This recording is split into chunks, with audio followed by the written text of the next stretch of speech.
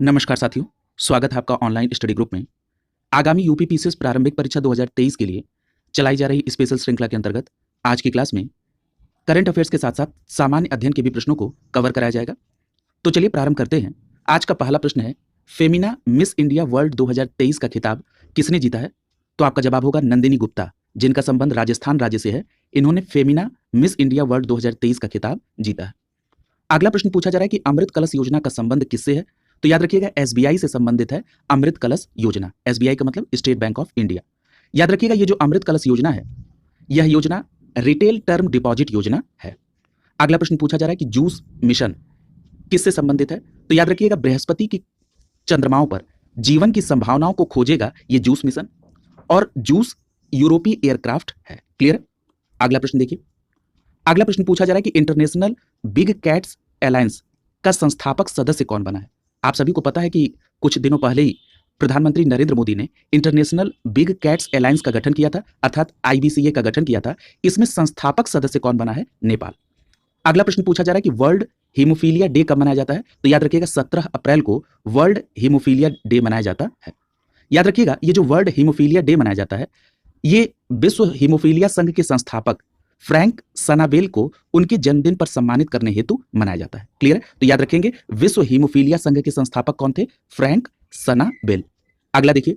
अगला प्रश्न पूछा जा रहा है कि आईपीएल में सबसे तेज 100 विकेट लेने वाले खिलाड़ी कौन बने हैं? तो याद रखिएगा पंजाब किंग्स के खिलाड़ी हैं जिनका नाम है कगिसो रबाडा। क्या नाम है? कगिसो रबाडा, जो कि आईपीएल में सबसे तेज 100 विकेट लेने वाले खिलाड़ी बने हैं। अगला प्रश्न पूछा जा रहा है कि बिहू लोक नृत्य किससे संबंधित है? तो याद रखिएगा असम राज्य से संबंधित है बिहू लोक नृत्य, और इसने Guinness book of world record दर्ज किया है।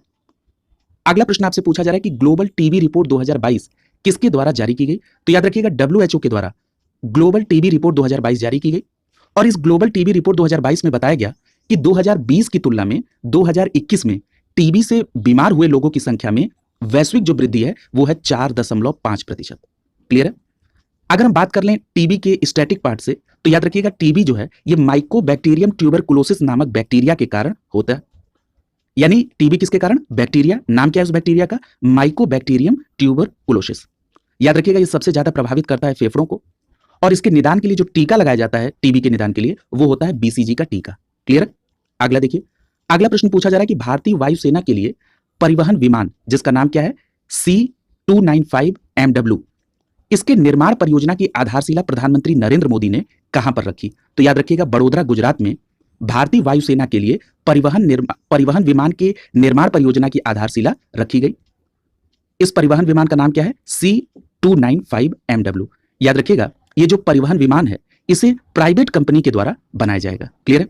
अगला प्रश्न देखिए। पूछा जा रहा है कि माइकल मौसा एडेमो ये विदेश मंत्री हैं कहां के? तो याद रखिएगा गैबॉन के। तो याद रखेंगे गैबॉन के विदेश मंत्री का नाम क्या है? माइकल मौसा एडेमो। क्लियर? ये भारत की यात्रा पर आए थे, तो कई बार यहां से भी सीधे प्रश्न आपके यहां बनाए गए हैं। अगर हम बात कर लें गैबॉन की, तो याद रखिएगा ये अफ्रीका के पश्चिमी तट पर स्थित देश है। गैबॉन की राजधानी लिब्रेविले है। क्या है? लिब्रेविले। यदि हम बात करें गैबॉन की सीमा की, तो इसके उत्तर में इक्वेटोरियल गिनी है, कैमरून है। यदि हम बात करें दक्षिण और पूर्व में, तो दक्षिण और पूर्व में कांगो गणराज्य है। गैबॉन के पश्चिम में अटलांटिक महासागर है। क्लियर? तो इतनी बात आप गैबॉन और उसके विदेश मंत्री के संदर्भ में याद रखेंगे। अगला प्रश्न आपसे पूछा जा रहा है कि सिम्बेक्स 2022 ये किन दो देशों की नौसेनाओं के बीच हुआ सैन्य अभ्यास है?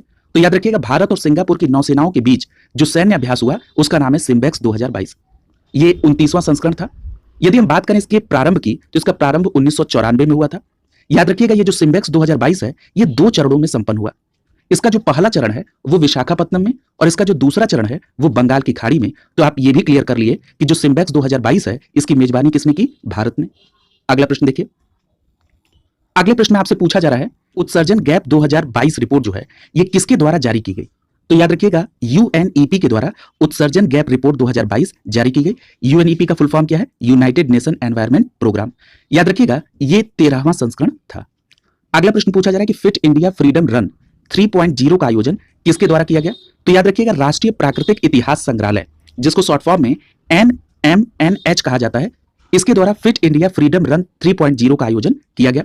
याद रखिएगा राष्ट्रीय प्राकृतिक इतिहास संग्रहालय की स्थापना 1972 में हुई थी, और ये जो एनएच है, ये किस मंत्रालय के अंतर्गत आता है? तो याद रखिएगा पर्यावरण, वन और जलवायु परिवर्तन मंत्रालय के अंतर्गत। अगला प्रश्न देखिए, पूछा जा रहा है कि ड्रैगन फ्लाई प्रोजेक्ट जो है ये किसका प्रोजेक्ट है? तो याद रखिएगा ये प्रोजेक्ट नासा का है। और ये क्या कार्य करेगा? तो जो ड्रैगन फ्लाई प्रोजेक्ट नासा का है ये शनि के चंद्रमा टाइटन के अध्ययन के लिए लॉन्च किया गया है। क्लियर है? तो याद रखेंगे। अगला प्रश्न पूछा जा रहा है कि लूला डी सिल्वा ये राष्ट्रपति है कहां के? तो याद रखिएगा ये ब्राजील के राष्ट्रपति हैं जिनका नाम क्या है? लूला डी सिल्वा।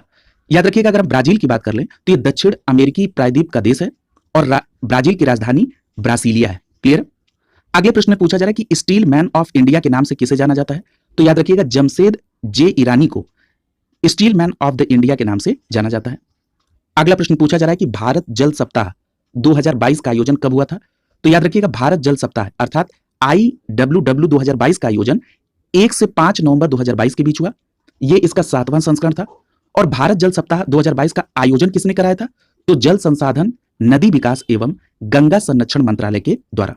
यदि पूछा जाए कि भारत जल सप्ताह 2022 की थीम क्या थी? तो इसकी थीम थी water security for sustainable development and equity. क्या थी?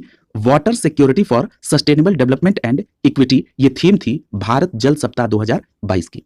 अगला प्रश्न देखिए, पूछा जा रहा है कि दिवाली के शोक त्योहार के रूप में कौन सी जनजाति मनाती है? तो याद रखिएगा जो थारू जनजाति है ये दिवाली को शोक त्योहार के रूप में मनाती थी।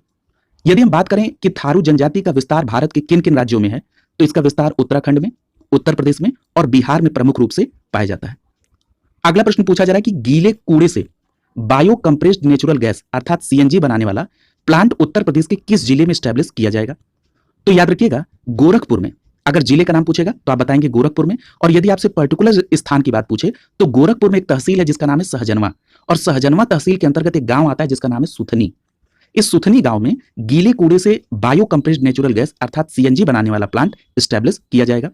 और इस प्लांट को स्टैब्लिश करने में जो लागत आएगी वो 150 करोड़ की आएगी।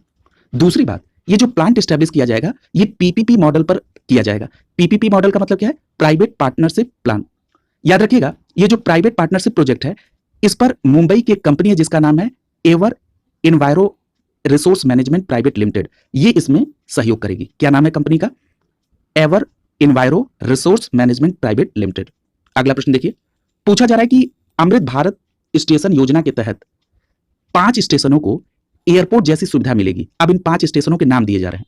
एक है मनकापुर, दूसरा है कटरा, तीसरा है छपिया, चौथा है बभनान, 5वां है कर्नलगंज स्टेशन।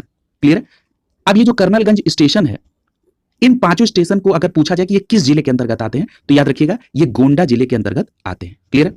अगला प्रश्न देखिए, पूछा जा रहा है कि कमचटका प्रायद्वीप कहां पर है? तो याद रखिएगा ये जो कमचटका प्रायद्वीप है ये रूस का पूर्वी हिस्सा है। क्लियर है? यानी रूस के सुदूर पूर्वी हिस्से में कमचटका प्रायद्वीप है। अब इस कमचटका प्रायद्वीप में एक सक्रिय ज्वालामुखी है। उस सक्रिय ज्वालामुखी का नाम क्या है? सेवलुच। और इस सेवलुच सक्रिय ज्वालामुखी में अभी हाल ही में विस्फोट हुआ है, इसीलिए सेवलुच सक्रिय ज्वालामुखी चर्चा में आया। यानी एक लाइन में अगर आपको कहना हो तो सेवलुच सक्रिय ज्वालामुखी रूस के पूर्वी हिस्से में स्थित प्रायद्वीप जिसका नाम है कमचटका उस पर स्थित है। क्लियर?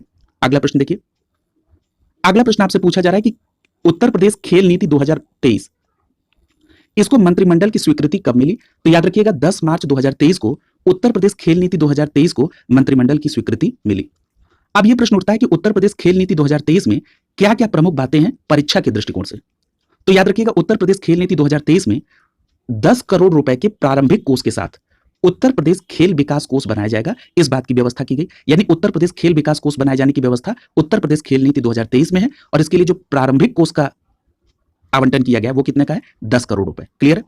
दूसरी बात, अगले 5 वर्षों में उत्तर प्रदेश में कम से कम 14 उत्कृष्टता केंद्र स्टैब्लिश किए जाएंगे और 5 उच्च प्रदर्शन केंद्र स्टैब्लिश किए जाएंगे इस उत्तर प्रदेश खेल नीति 2023 के तहत। अगला प्रश्न देखिए, पूछा जा रहा है कि निषाद राज वोट सब्सिडी योजना किस राज्य के द्वारा शुरू की गई है? तो याद रखिएगा निषाद राज वोट सब्सिडी योजना उत्तर प्रदेश राज्य सरकार के द्वारा प्रारंभ की गई है। और ये जो निषाद राज वोट सब्सिडी परियोजना है इसके तहत किन लोगों को लाभ होगा? तो याद रखिएगा इस योजना के तहत अंत्योदय कार्ड धारक, आवासहीन और केवट मल्लाह समुदाय के लोगों को इसमें शामिल किया जाएगा। क्लियर है? अगला प्रश्न देखिए, पूछा जा रहा है कि उत्तर प्रदेश सरकार मेडिकल सिटी बनाएगी किस राज्य सरकार के तर्ज पर? तो याद रखिएगा महाराष्ट्र के तर्ज पर उत्तर प्रदेश में भी अब मेडिकल सिटी बनेगी। अब यहां पर देखिए महाराष्ट्र के तर्ज पर क्यों?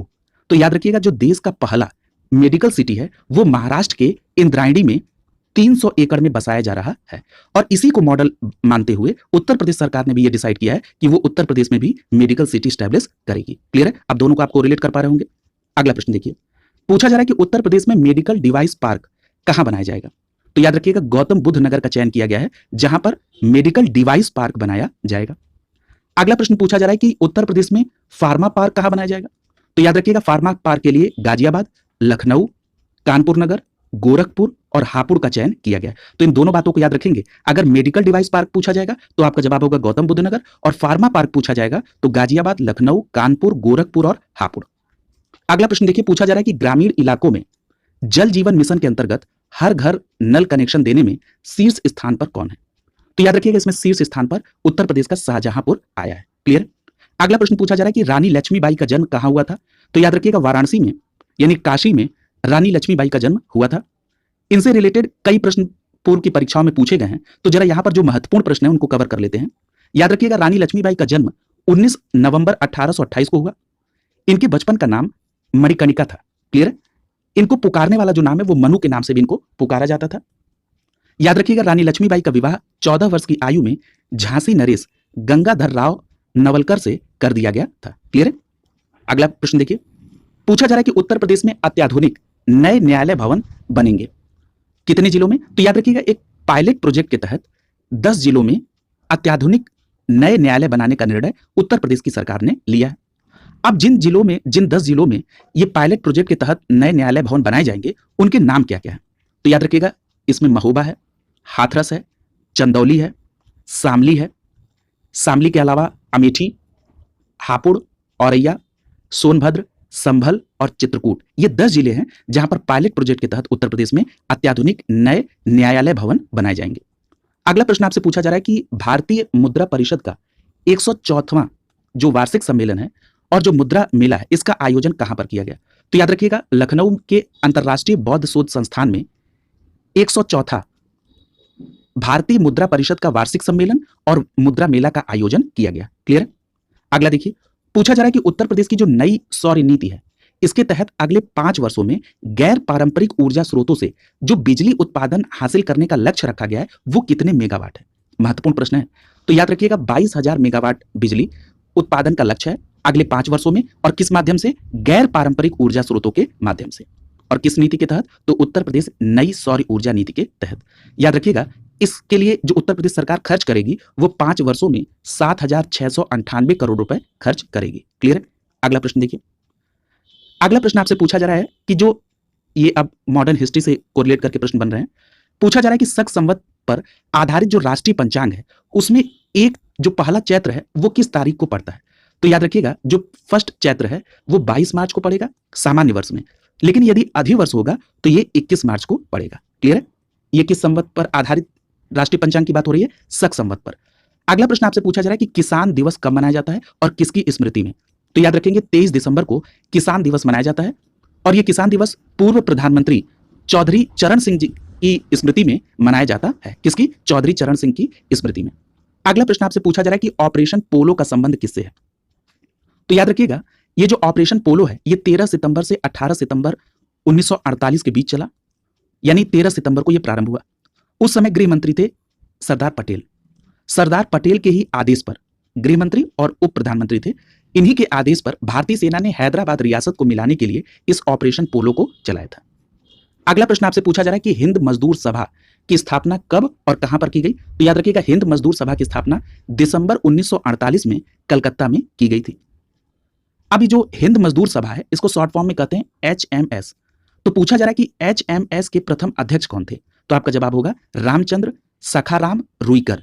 इनका पूरा नाम क्या है? रामचंद्र सखाराम रुइकर। ये हिंद मजदूर सभा अर्थात HMS के प्रथम अध्यक्ष थे। इस हिंद मजदूर सभा के जो महासचिव थे उनका नाम है अशोक मेहता। इसके सचिव थे जीजी मेहता और VS माथुर। क्लियर?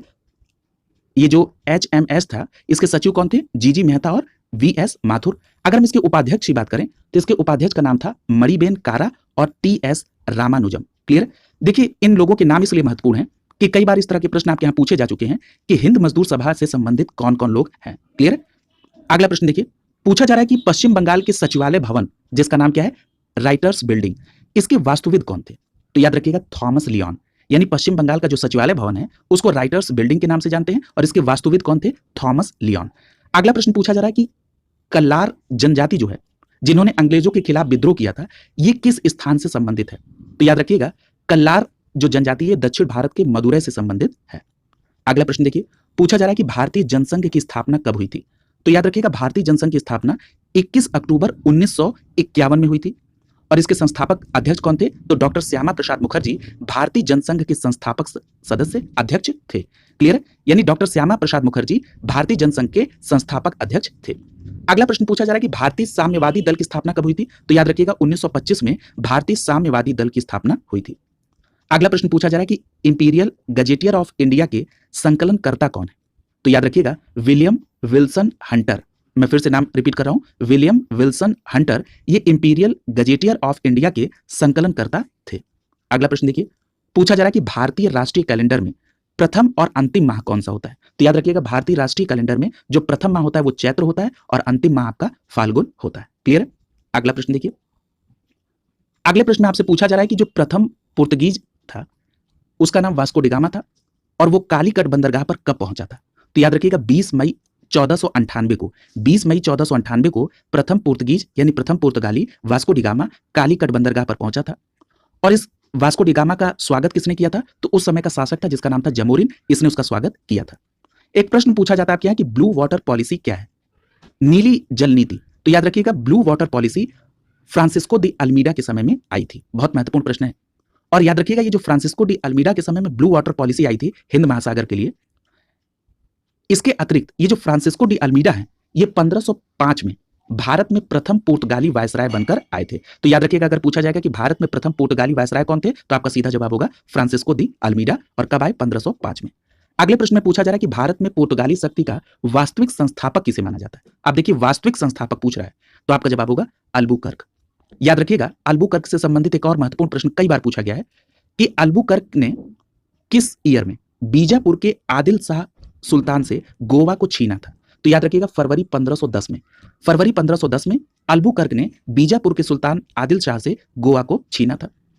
एक प्रश्न और पूछा जाता है कि प्रथम पुर्तगाली दुर्ग कब बनाया गया था? तो याद रखिएगा 1503 में प्रथम पुर्तगाली दुर्ग बनाया गया था और कहां पर? कोचीन में। याद रखिएगा ये जो प्रथम दुर्ग बनाया गया था किसके द्वारा? अल्बुकर्क के द्वारा। लेकिन एक बात याद रखिएगा कि अल्बुकर्क उस समय गवर्नर नहीं था, क्योंकि अभी आपने ऊपर पढ़ा है कि जो भारत में प्रथम पुर्तगाली वायसराय या गवर्नर था वो कौन था? Francisco de Almeida. और कब बना था? 1505 में। और ये बात हो रही है 1503 की जब प्रथम पुर्तगालियों का दुर्ग बना था कोचीन में। किसके द्वारा? अल्बुकर्क के द्वारा। ये वो प्रश्न है जो अगर आपसे गलत हो गए तो इसका मतलब है कि आप गिव अप कर रहे हैं। क्लियर है? तो याद रखिएगा, इनको रिवाइज कर लेंगे आप। अगला प्रश्न पूछा जा रहा है कि हुगली को बंगाल की खाड़ी में समुद्री लूट का अड्डा किसने बनाया था? तो याद रखिएगा पुर्तगालियों ने हुगली को बंगाल की खाड़ी में समुद्री लूट का अड्डा बनाया था। अगला प्रश्न पूछा जा रहा है कि जो इंग्लिश ईस्ट इंडिया कंपनी है उसने अपना पहला अस्थायी कारखाना कब बनवाया और स्थायी कारखाना कब बनवाया और किसके शासनकाल में? ये पूरी बातें यहां देखिए। तो याद रखिएगा शासनकाल था जहांगीर का। यह भी प्रश्न पूछा गया है कि किसके शासनकाल में? तो जहांगीर के शासनकाल में ईस्ट इंडिया कंपनी ने सर्वप्रथम 1611 में मसूलीपट्टनम में अपना अस्थायी कारखाना बनाया और 1613 में सूरत में अपना स्थायी कारखाना बनाया था। क्लियर? अगला प्रश्न देखिए, पूछा जा रहा है कि औरंगजेब के द्वारा भारत से किसे निष्कासित किया गया था? तो याद रखिएगा वो अंग्रेज कौन था? John child. यानी जॉन चाइल्ड को औरंगजेब के द्वारा भारत से निष्कासित किया गया था। ये धार्मिक मामलों में हस्तक्षेप करने का प्रयास कर रहा था। अगला प्रश्न पूछा जा रहा है कि प्रथम कर्नाटक युद्ध कब हुआ और किस संधि के द्वारा यह समाप्त हुआ? तो याद रखिएगा प्रथम कर्नाटक युद्ध 1746 से 48 के बीच हुआ और ये एक्स-ला चैपल संधि के द्वारा समाप्त हुआ 48 में। और याद रखिएगा कि जो प्रथम कर्नाटक युद्ध हुआ जिसमें एक्स-ला चैपल संधि हुई 48 में, इसके बाद मद्रास अंग्रेजों को वापस दिया। किसने? फ्रांसीसियों ने। यानी फ्रांसीसियों ने मद्रास अंग्रेजों को वापस दे दिया। किस युद्ध के बाद? प्रथम कर्नाटक युद्ध के बाद।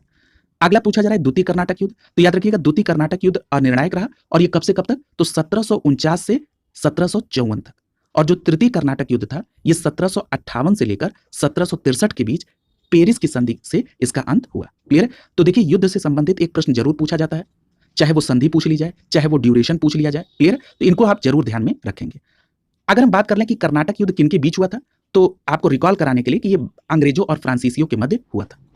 अगला प्रश्न देखिए, पूछा जा रहा है कि भारत में यूरोपीय शक्तियों के आने का जो क्रम था वो क्या है।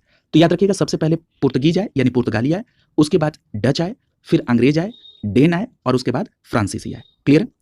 अगला प्रश्न पूछा जा रहा है कि मुगल सम्राट के द्वारा नियुक्त बंगाल का अंतिम गवर्नर कौन था। यह भी प्रश्न बहुत पूछा जाता है। तो याद रखिएगा उसका नाम है मुर्शीद कुली खां, यानी मुर्शीद कुली खां मुगल सम्राट द्वारा नियुक्त बंगाल का अंतिम गवर्नर था। क्लियर है। अगला प्रश्न पूछा जा रहा है कि भारत में ब्रिटिश प्रभुत्व को प्रारंभ किस युद्ध से माना जाता है। तो देखिए जब ब्रिटिश प्रभुत्व का प्रारंभ पूछा जाए तब आपका जवाब होगा प्लासी का युद्ध। अब ये प्लासी का युद्ध कब हुआ था। तो याद रखिएगा 23 जून 1757 को 23 जून 1757 को प्लासी का युद्ध हुआ, जिसमें रॉबर्ट क्लाइव के नेतृत्व वाली अंग्रेजी सेना ने बंगाल के नवाब सिराजुद्दौला को पराजित किया था। किसमें। प्लासी के युद्ध में 23 जून 1757 को, और यहीं से ब्रिटिश प्रभुत्व का प्रारंभ माना जाता है। अगला प्रश्न देखिए इसी से कोरिलेट करके एक और प्रश्न पूछा जाता है, जिसमें आपसे पूछा जाता है कि सबसे अधिक निर्णायक युद्ध जिसने अंग्रेजों का भारत में प्रभुत्व संस्थापित किया वो कौन सा युद्ध है।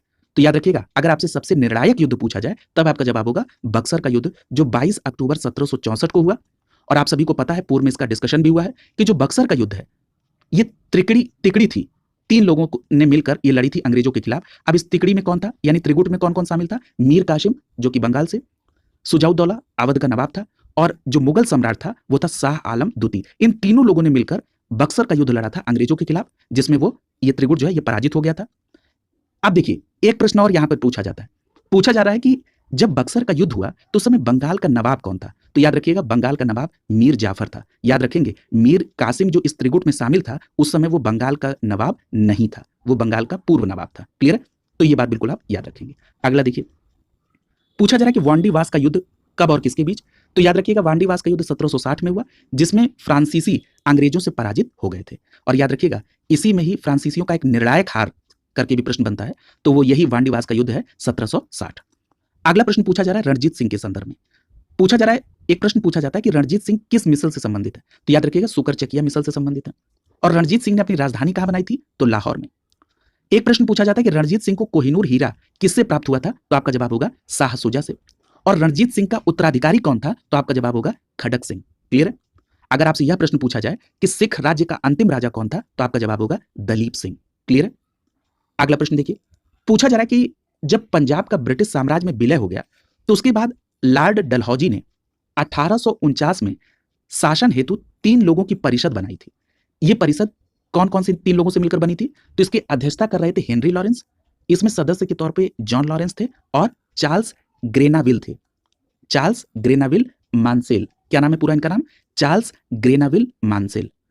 याद रखिएगा यहां प्रश्न पूछा जा सकता है कि जो ब्रिटिश साम्राज्य में पंजाब का विलय हुआ तो किसने इस 3 लोगों की परिषद बनाई थी। तो आपका जवाब होगा लॉर्ड डलहौजी ने। कब बनाई, 1849 में। क्लियर है। और आप कौन कौन लोग शामिल थे ये आपने देख ही लिया। अगला प्रश्न देखिए पूछा जा रहा है कि जो प्रथम आंग्ल मैसूर युद्ध था ये कब हुआ। तो याद रखिएगा 1767 से 1769 तक, यानी 1767 से लेकर 1769 तक हुआ प्रथम आंग्ल मैसूर युद्ध। और इस प्रथम आंग्ल मैसूर युद्ध के समय कौन था गवर्नर। तो याद रखिएगा वेरेलस्ट था। कौन था, वेरेलस्ट। याद रखिएगा ये जो प्रथम आंग्ल मैसूर युद्ध हुआ इसमें संधि कौन सी हुई। तो याद रखिएगा 1769 में, यानी 1769 में मद्रास की संधि हुई प्रथम आंग्ल मैसूर युद्ध के दौरान। दूसरा है द्वितीय आंग्ल मैसूर युद्ध, ये 1780 से 1784 तक हुआ। इस समय गवर्नर वॉरेन हेस्टिंग था। और याद रखिएगा जो द्वितीय आंग्ल मैसूर युद्ध हुआ इसके बाद 1784 में मंगलौर की संधि होती है। अगला प्रश्न देखिए पूछा जा रहा है कि तृतीय आंग्ल मैसूर युद्ध कब हुआ। तो याद रखिएगा 1790 से 1792 के बीच तृतीय आंग्ल मैसूर युद्ध होता है। उस समय गवर्नर कौन था, कार्नवालिस। और इस तृतीय आंग्ल मैसूर युद्ध में कौन सी संधि होती है। तो आपका जवाब होगा 1792 में श्रीरंगपट्टनम की संधि होती है। अगला है चतुर्थ आंग्ल मैसूर युद्ध, ये 1799 में।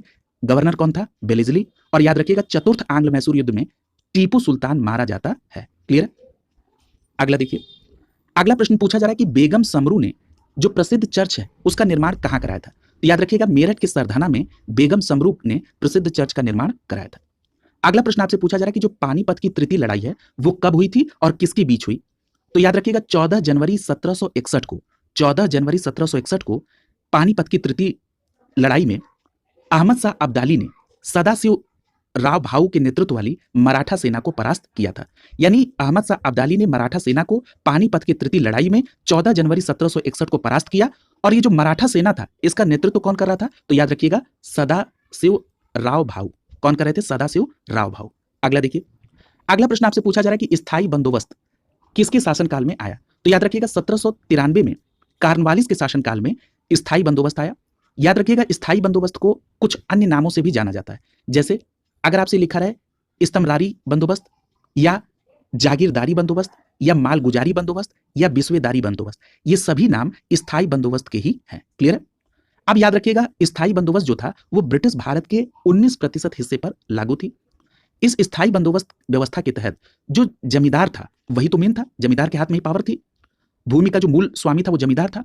जो वो लगान वसूलता था उसका 10/11 भाग कंपनी को देना पड़ता था और वो 1/11 भाग अपनी सेवा के लिए लेता था। क्लियर है? अगर पूछा जाए कि स्थायी बंदोबस्त में कौन कौन सी एरिया शामिल थी, तो याद रखिएगा इसमें बंगाल, बिहार, उड़ीसा और उत्तर प्रदेश का काशी क्षेत्र इसमें शामिल था। क्लियर है?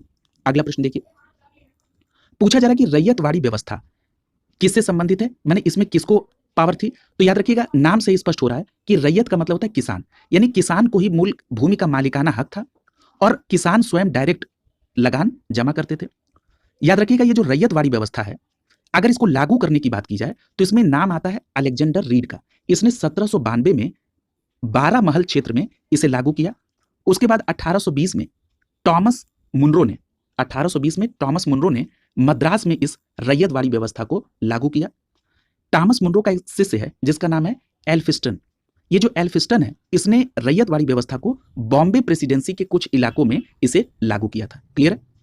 तो ये जो रैयतवाड़ी व्यवस्था इसको लागू करने के लेकर अगर नाम पूछे जाएं कि कौन कौन नाम शामिल है, तो इसमें आप अलेक्जेंडर रीड का नाम याद रखेंगे, टॉमस मुनरो का नाम याद रखेंगे और एल्फिस्टन का नाम याद रखेंगे।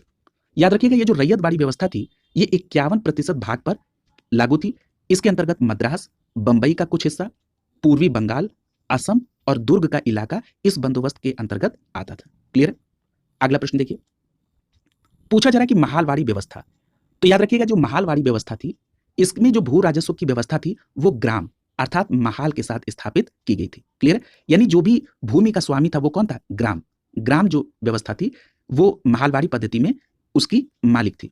याद रखिएगा ये महालवाड़ी व्यवस्था जो है ये 30% हिस्सों पर लागू थी। इसके अंतर्गत उत्तर प्रदेश, मध्य प्रांत और पंजाब में कुछ बदलाव के साथ इस महालवाड़ी व्यवस्था को लागू किया गया था। क्लियर है? अगला प्रश्न देखिए, पूछा जा रहा है कि अपवाह सिद्धांत जिसको कहते हैं ड्रेन थ्योरी या धन का बहिर्गमन का सिद्धांत या निकास का सिद्धांत या आर्थिक दोहन का सिद्धांत, ये सभी किससे संबंधित है? दादा भाई नौरोजी से। क्लियर है? तो याद रखेंगे यहां से प्रश्न बनता है। अब यहां पर एक बात और याद रखिए, पूछा जाता है आपसे कि जो धन का बहिर्गमन सिद्धांत है इस पर दादा भाई नौरोजी के अतिरिक्त और किन लोगों ने बल दिया था? तो एक नाम आता है रमेश चंद्र दत्त का। रमेश चंद्र दत्त ने अपने लेख जिसका नाम है इकोनॉमिक हिस्ट्री ऑफ इंडिया, इसमें धन के बहिर्गमन सिद्धांत पर बल दिया है। क्लियर है? तो इस बात में भी ध्यान रखेंगे रमेश चंद्र दत्त का नाम। याद रखिएगा ये जो धन का बहिर्गमन सिद्धांत है, पूछा जाता है कि कांग्रेस के किस अधिवेशन में औपचारिक रूप से इसकी स्वीकृति मिली? तो याद रखिएगा 1896 के कलकत्ता अधिवेशन में धन के बहिर्गमन सिद्धांत को औपचारिक स्वीकृति मिली। एक प्रश्न और पूछा जाता है कि ये जो धन का बहिर्गमन सिद्धांत था इस पर किसको विश्वास नहीं था? तो याद रखिएगा सैयद अहमद खां को इस पर विश्वास नहीं था। अगला प्रश्न पूछा जा रहा है कि लंदन इंडिया सोसाइटी का गठन कब और किसके द्वारा किया गया? तो याद रखिएगा लंदन इंडिया सोसाइटी का गठन 1865 में दादा भाई नौरोजी ने WC बनर्जी के साथ मिलकर किया था। क्लियर है? अगला प्रश्न देखिए, पूछा जा रहा है कि भारत में उपनिवेशवाद का आर्थिक आलोचक, अभी आपने ऊपर देखा दो नाम आपने प्रमुखता से देखे थे, एक नाम था दादा भाई नौरोजी का और दूसरा नाम था रमेश चंद्र दत्त का। तो पूछा जा रहा है कि इनके अतिरिक्त और कौन लोग भारत में उपनिवेशवाद के आर्थिक आलोचक थे? क्लियर है? तो याद रखिएगा इसमें दादा भाई नौरोजी और रमेश दत्त के अलावा महादेव गोविंद रनाडे, GV जोशी, G सुब्रमण्यम अय्यर और गोपाल कृष्ण गोखले का भी नाम आता है। क्लियर है? यहां पर एक बात याद रखिएगा, जो आपने ऊपर नाम पढ़ा है रमेश चंद्र दत्त का, उनका शॉर्ट फॉर्म क्या है? RC दत्त। क्लियर है? तो कंफ्यूज नहीं होना आपको। तो याद रखेंगे दादा भाई नौरोजी हैं, Mahadev Govind Ranade, GV Joshi, RC Dutt, G Subramaniam Iyer और गोपाल कृष्ण गोखले, ये वो लोग हैं जिन्होंने भारत में उपनिवेशवाद का, यानी जब ब्रिटिश शासन था तो उस समय आर्थिक आलोचक के तौर पर इनकी भूमिका थी। अगला प्रश्न आपसे पूछा जा रहा है कि ब्रिटिश आर्थिक नीति घिनौनी है, ये स्टेटमेंट किसका है? तो याद रखिएगा कार्ल मार्क्स का है। अगला प्रश्न पूछा जा रहा है कि दक्षिण भारत में सिंचाई व्यवस्था के अग्रदूत के तौर पर किसे जाना जाता है? तो याद रखिएगा दक्षिण भारत में सिंचाई व्यवस्था के अग्रदूत के तौर पर सर आर्थर कॉटन को जाना जाता है। क्या नाम है? Sir Arthur cotton. इस प्रकार आज की क्लास यहीं कंप्लीट हुई। अगली क्लास में नए प्रश्नों के साथ मुलाकात होगी। शुभकामनाओं के साथ आप सभी का बहुत बहुत धन्यवाद।